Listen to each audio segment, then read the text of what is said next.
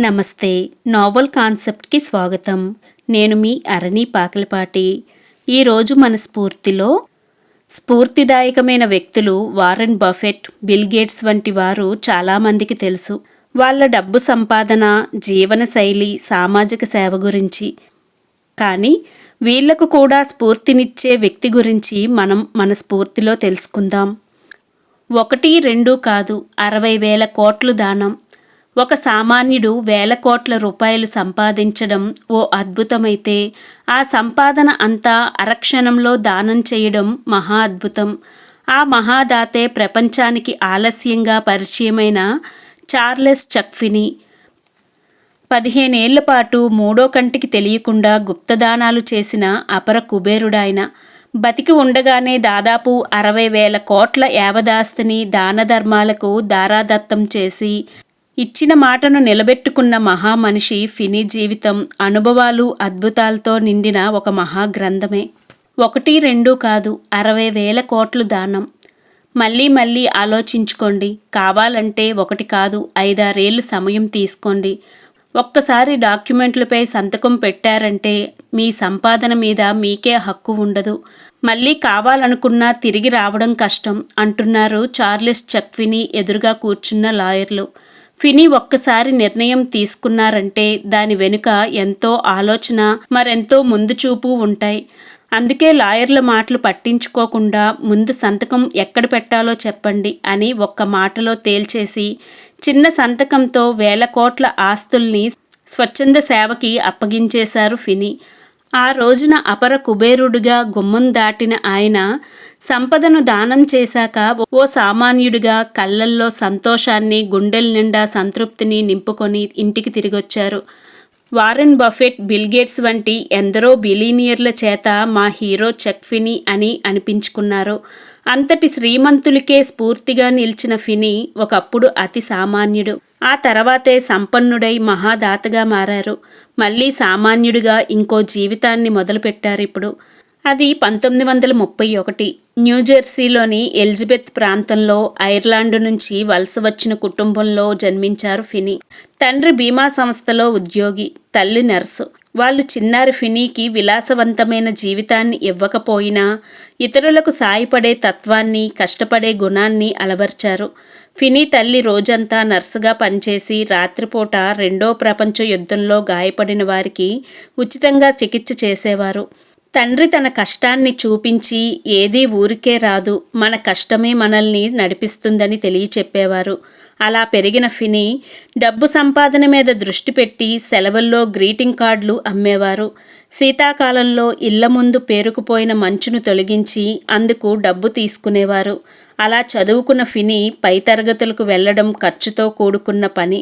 అదే మిలిటరీలో 4 ఏళ్లు సేవ చేస్తే ఆ తర్వాత ప్రభుత్వమే స్కాలర్షిప్ ఇచ్చి చదివిస్తుంది. అందుకే 1949లో ఎయిర్ ఫోర్స్లో చేరి కొరియా యుద్ధంలో 4 ఏళ్లు రేడియో ఆపరేటర్గా పనిచేశారు. ఆ తర్వాత కార్నెల్ యూనివర్సిటీలో సీటు సంపాదించి హోటల్ మేనేజ్మెంట్లో గ్రాడ్యుయేషన్కి చేరారు. విద్యార్థులు ఆకలితో ఉండడం, అందుబాటులో తినడానికేమీ లేకపోవడం చూసి శాండ్విచ్లు చేసి క్యాంపస్లో అమ్మడం మొదలుపెట్టారు. అలా వచ్చిన డబ్బును తల్లిదండ్రులకు పంపడంతో పాటు తాను చదువుకున్న స్కూలుకి విరాళం ఇచ్చేవారు. అలా 1956లో గ్రాడ్యుయేషన్ పూర్తి చేసిన ఫినీకి మరో 6 నెలలు స్కాలర్షిప్ రావాల్సి ఉంది. దానికోసం ఇంకొన్నాళ్ళు చదవాలి. అందుకే వెతికి మరీ ఫ్రాన్స్లోని ఓ మారుమూల ప్రాంతంలో తక్కువ ఖర్చు అయ్యే యూనివర్సిటీలో పొలిటికల్ సైన్స్ చదవడానికి అప్లై చేసి సీటు తెచ్చుకున్నారు. ఎక్కడ ఉన్నా డబ్బు సంపాదించడం ఎలాగా అని ఆలోచించే ఫినీ ఖాళీగా ఉండకుండా నేవీ వాళ్ళ పిల్లలకు సమ్మర్ క్యాంపులు నిర్వహించేవారు. అక్కడే ఫినీ జీవితం మలుపు తిరిగింది. ఓ ఆంగ్లేయుడి ద్వారా అమెరికా నేవీతో సత్సంబంధాలు ఏర్పడ్డాయి. ఆ పరిచయంతో నేవీ వాళ్ళకి ఇంటికే లిక్కర్ హోమ్ డెలివరీ ఇచ్చేలా ఒప్పందం చేసుకున్నారు. ఫ్రాన్స్లో షిప్పులు బయలుదేరే ముందే వారి వద్ద ఆర్డర్లు, డబ్బులు తీసుకునేవారు. అక్కడ తక్కువ ధరకి లిక్కర్ కొని ఆ పార్సిల్ని నేవీ వారి సాయంతోనే కస్టమ్స్ మినహాయింపుతో అమెరికాకు చేర్చేవారు. ఆ తర్వాత స్థానిక రైల్వే కొరియర్ సంస్థల సాయంతో నేవీ అధికారులకు తక్కువ ధరకే హోమ్ డెలివరీ ఇచ్చేవారు. పెట్టుబడి లేకుండా చేసే ఆ వ్యాపారంలో అధిక లాభాలను కళ్ళజూశారు ఫినీ. ఆ తర్వాత నేవీ అధికారులు పెర్ఫ్యూమ్లు, కార్లు, ఇతర వస్తువులు కూడా సప్లై చేయమని అడగడంతో లిక్కర్ మొదలు దాదాపు ఓ 50 రకాల వస్తువుల్ని అమెజాన్ తరహాలో అప్పట్లోనే హోమ్ డెలివరీ ఇవ్వడం మొదలుపెట్టారు. అదంతా ఫ్రాన్స్లోనే ఉండి నడిపించేవారాయన. అక్కడే డానియల్ అనే అమ్మాయితో ప్రేమలో పడి ఆమెను పెళ్లి చేసుకున్నారు. వీరికి 5 సంతానం. కొన్నాళ్లకు విమానాశ్రయాల్లో కస్టమ్స్ సుంకం లేకుండా వస్తువులు అమ్మే షాపులు అమ్మకానికి ఉన్నాయని తెలుసుకున్నారు ఫినీ. అప్పటికి హోనూలులు, హవాయ్, హాంకాంగ్లో 3 మాత్రమే ఆ షాపులు ఉన్నాయి. మరో స్నేహితుడితో కలిసి నష్టాల్లో ఉన్న ఆ షాపుల్ని తీసుకొని డ్యూటీ ఫ్రీ షాపు పేరిట తన భార్య పేరు మీద రిజిస్టర్ చేయించారు. ఆ సమయంలో లిక్కర్ హోమ్ డెలివరీ అందించే సంస్థ 10 కోట్ల నష్టంలో ఉన్నట్లు తెలిసింది. ఆరా తీస్తే స్థానికంగా పనిచేసిన సిబ్బంది ట్యాక్సులు కట్టకపోగా ఆదాయాన్ని దుర్వినియోగం చేశారని అర్థమైంది. బాగా వృద్ధి చెందింది అనుకున్న ఆ వ్యాపార సామ్రాజ్యం 1965లో ఒక్కసారిగా కుప్పకూలింది. ఆర్థిక సంక్షోభం ఫినీని తలకిందులు చేసింది. అయినా ఆయన ఎదుట ఒక దారి మూసుకుపోతే తన దూరదృష్టికి 10 దారులు కనిపించేవి. అందుకే ఎక్కడా తగ్గకుండా ప్రభుత్వంతో సంప్రదింపులు జరిపి ట్యాక్సులు చెల్లించడానికి వాయిదాలు అడిగి మళ్లీ వ్యాపారంలో మునిగిపోయారు. ఆ తర్వాత హవాయికి మకాం మార్చి డ్యూటీ ఫ్రీ షాపును మరింత బలోపేతం చేశారు. జపాన్, కెనడా, వియత్నాం వంటి దేశాలకు వ్యాపారాలను విస్తరించారు. లాభాలనే పెట్టుబడిగా పెడుతూ వ్యాపారంలో ఒక్కొక్క అడుగు ముందుకు వేశారు. మొదట్లో విమానాశ్రయాల్లో 10x10 చదరపు అడుగుల స్థలంలో ఉన్న డ్యూటీ ఫ్రీ షాపుల్ని క్రమంగా 80,000 చదరపు అడుగుల స్థాయికి తీసుకొచ్చారు. అలా రోజుకి కోట్ల రూపాయల మేర అమ్మకాలు సాధించారు. కొంతకాలానికి సొంతంగానూ కొన్ని వ్యాపారాలు మొదలుపెట్టారు. కుటుంబం కోసం విలాస భవనాలు, విమానాలు, షిప్పులు కూడా కొనుగోలు చేశారు. కానీ ఆయన మాత్రం చాలా సాదాసీదాగానే జీవించేవారు. అయితే సొంత వ్యాపారాలు మొదలుపెట్టాక ఫినీ ఆదాయం 95,000 కోట్లకు పైనే ఉన్నట్టు తేలింది. దాంతో ఆయనలో అంతర్మదనం మొదలైంది. ప్రపంచంలో కోటాను కోట్ల మంది పేదరికంతో బాధపడుతున్నారు. నేను సంపదను ఇలా పోగేసుకోవడం మంచిదేనా అని. ఈ డబ్బును నేనేం చెయ్యాలి? నా భార్య, పిల్లలు బతకడానికి కొంత మొత్తం సరిపోతుంది. అలాంటప్పుడు ఈ డబ్బును మొత్తం ఇస్తే వాళ్ళని సోమరిపోతుల్ని చేసినట్టే కదా అని పరిపరి విధాలుగా ఆత్మశోధన చేసుకున్నారు. ఆ తర్వాత కొన్ని రోజులకు భార్యా పిల్లల్ని పిలిచి వాళ్లతో మాట్లాడి వాళ్లకు ఎంత కావాలో తీసుకోమని చెప్పి ఆస్తిని సేవకు కేటాయించాలనుకున్నట్టు మనసులో మాట చెప్పారు. అలా 1981లో ది అట్లాంటిక్ ఫిలాంథ్రపీస్ పేరుతో స్వచ్ఛంద సంస్థను స్థాపించారు ఫినీ. తన సేవా కార్యక్రమాలు ఎవ్వరికీ తెలియకుండా ఉండాలని బెర్ముడా ద్వీపంలో స్వచ్ఛంద సంస్థను రిజిస్టర్ చేశారు. అలానే తను సాయం చేసేవారికి చెక్కులు ఇస్తే పేరు బయటకు తెలుస్తుందని, గోప్యత కోసం న్యూయార్క్లోని బిలియనీర్ల బ్యాంకులో ఖాతా తెరిచి క్యాషియర్ చెక్కులు తీసుకొని ఇచ్చేవారు.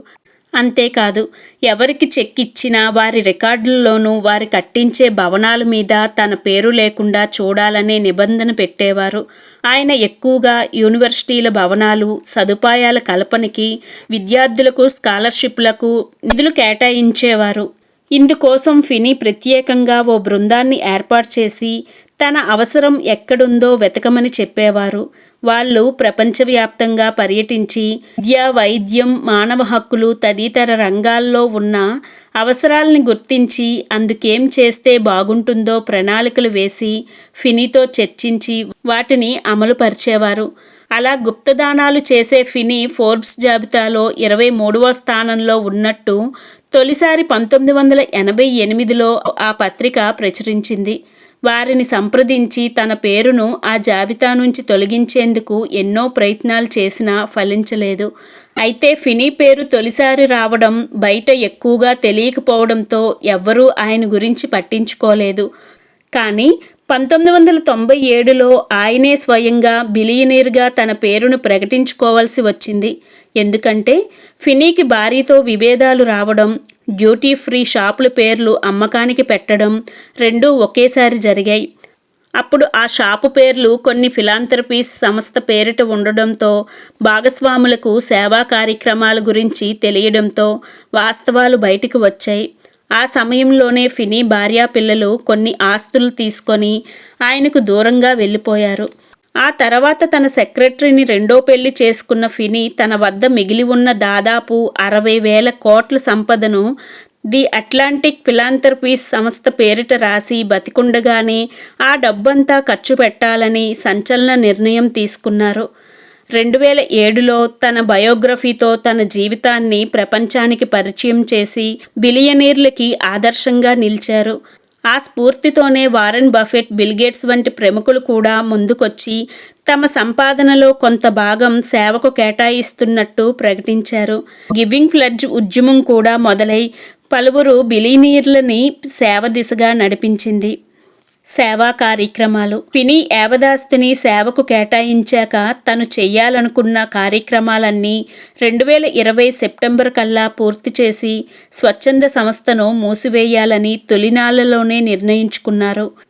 అలా అప్పట్నుంచి America, Australia, Britain, South Africa, Israel, Cuba, Bermuda, Vietnam వంటి దేశాల్లో విద్య, మానవ హక్కుల ఉద్యమాలు, ప్రజారోగ్య సంరక్షణ, యూనివర్సిటీ భవనాల నిర్మాణం వంటి వాటి కోసం వేల కోట్లు కేటాయించారు. చివరిగా న్యూయార్క్ రూజ్వెల్ట్ ద్వీపంలో టెక్నాలజీ క్యాంపస్ నిర్మాణం కోసం 2,588 కోట్లు విరాళంగా ఇచ్చారు. ఈ మధ్యనే ఆ పనులు పూర్తి కావడంతో సెప్టెంబర్ 14న ఫినీ సేవా ప్రయాణానికి ముగింపు పలికారు. గత 4 ఏళ్లుగా ఆయన రెండో భార్య హల్గా ఫినీతో కలిసి శాన్ ఫ్రాన్సిస్కోలోని ఓ డబుల్ బెడ్రూమ్ ఫ్లాట్లో అద్దెకు ఉంటున్నారు. సొంత ఇల్లు, కారు కూడా లేని ఫినీ బతికి ఉండగానే దానం చెయ్యమని చెబుతూ దాన్ని ఆచరణలో పెట్టి మహాదాతగా చరిత్రలో నిలిచిపోతారనడంలో అతిశయోక్తి ఏముంది? ఇలాంటి గొప్పవారి గురించి తెలుసుకోవడం, చదవడం తప్ప నాలాంటి వారు వాళ్ళని ఏ మాటలతోని వర్ణించలేరు. ఇక మరొక మంచి స్ఫూర్తిదాయకమైన వ్యక్తితో మీ ముందుకు వస్తాను. నచ్చితే లైక్ చేయండి, షేర్ చేయండి, సబ్స్క్రైబ్ చేయండి. Thank you.